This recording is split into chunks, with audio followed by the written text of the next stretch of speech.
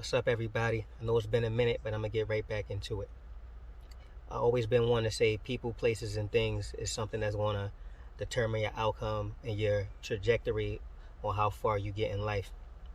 If you can control that and make key decisions on the people you surround yourself with, the places you go, and the things that you're into, then chances are you'll be able to control your future and where it is you're projecting yourself to be. With that being said, I was talking to one of my colleagues not that long ago, and he shared with me how he had a conversation with his son. And in his conversation, he pretty much was saying how he told his son he don't believe friends is a thing, something he should focus on. That friends will ultimately be his downfall, and that if he want to go further in his life, having friends is going to be the thing that keep him away from reaching this goal. So I didn't quite understand what he was getting at, and I definitely didn't agree. So he went a little further and broke it down to me. And in a nutshell, he compared, I guess, myself and a millionaire. An example he used Donald Trump. He pretty much said it's impossible for me to be friends with Donald Trump. He started off by saying, "Do you want to be friends with Donald Trump?" And I'm like, who the hell want to be friends with Trump, right?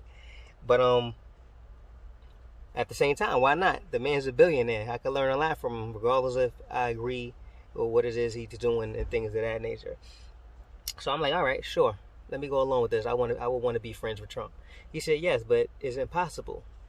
And then he went to go say, like, for one, billionaires and millionaires don't hang around in locations quite often with average Joe type of people that's in a lower tax bracket, I guess.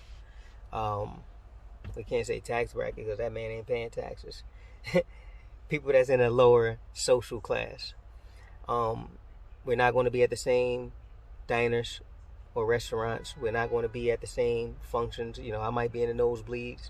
They might be in the box office, right? Things like that. And then he said, even if you were or happen to kind of, rub shoulders, the most you could be probably is an acquaintance, because as a friend, chances are it's not going to be a lot that you guys could do or a lot that y'all have in common. So just to speed things up, I understood his logic, but I, again, didn't agree with it. Because sometimes, you could become a self-made millionaire or billionaire, and although your relationships are going to change with the friends that you once had, I don't necessarily think that that's a reason to cut people off. I do think that it's easier to grow with quote-unquote friends, but it has to be friends that has like-minded attitudes, like-minded goals, and people that can motivate you. It has to be people that you enjoy spending time with,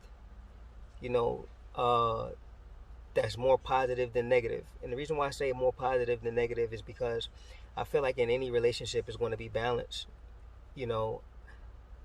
It's like you can't have one without the other.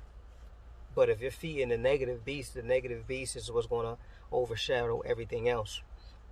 So associates is a little more loose, and I think it's great and even more so important to have associates, because associates is more or less your network, which means now you're able to spread a lot further with associates or close acquaintance. But friends, like, that's a different type of bond, a different type of connection. Like, chances are these are people that know things about you that the average person won't know. These are people that actually care about you. People that probably spend some time, with your family or getting to know the people that are closest to you. People that your kids may or may not know, your parents, things of that nature. These are people that, you could cry with when you're going through some things. These are people that you could share information with when you it need to be trusted with someone so that it don't get further than who was being shared with. Those aren't things that you could share or do with a acquaintance or with associates in most cases.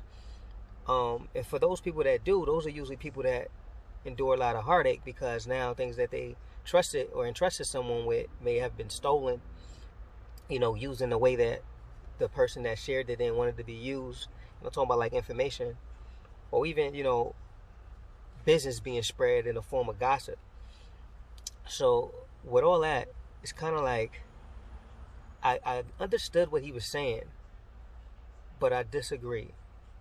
I just believe that we have to be mindful of the people that we choose to call friend. Um, we have to protect our own mental health, and we also have to protect our financial well-being, because you may be on a different type of time than your friend. Like, you may want to be an investor, you may want to buy properties, you may want to get into stocks and things of that nature, and your friend may not be with it. And there may be times where you're not hanging out as much because you have a meeting, or you have a seminar that you're interested in.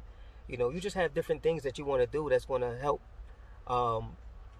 push you forward to where it is you're trying to go.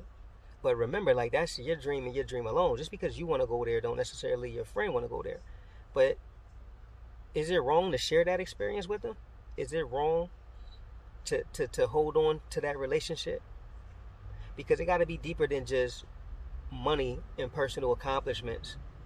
It has to be. It has to be more than that, right? So, back to the beginning, to bring this thing around full circle. People, places, and things. That's what's going to get you to where you got to go.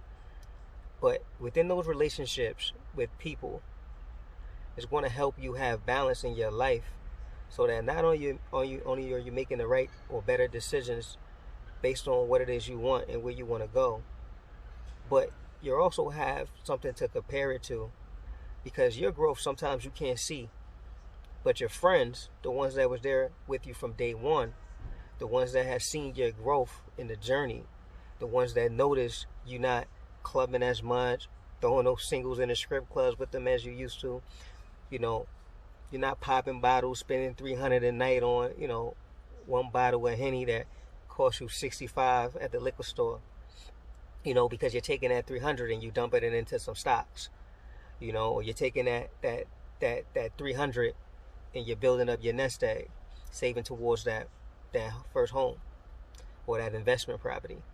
Friends are going to be able to see that, and if they're true friends, they're going to be able to respect that. They'll be able to pay homage, and they also want to be able to share some of their networks. As a business owner, most of my clients come word of mouth. I got friends that I've known my whole life that has never used my service as an HVAC technician and business owner, but a lot of my clients has came from them. Rel told me to call you, Biggie told me to call you, I heard you're the best, so on and so forth. Jose's my cousin. Yes, those type of people could be associates that could get the word out and spread it, or whatever the case may be about your business. But friends, it's just a whole different type of thing. So anyway, I wanted to tap back in with you guys. Make sure you like the video. Drop a comment if you can relate to what I'm saying. I want to hear y'all thought on the whole thing. Friends versus acquaintances, people, places, and things. I also want to know what's your outtake on how important having friends are versus, friends aren't important at all. And again, like the video, subscribe to the channel, and I'm going to be keeping this thing pushing a lot more consistency. Thanks for tuning in. Your boy Muciano, signing out.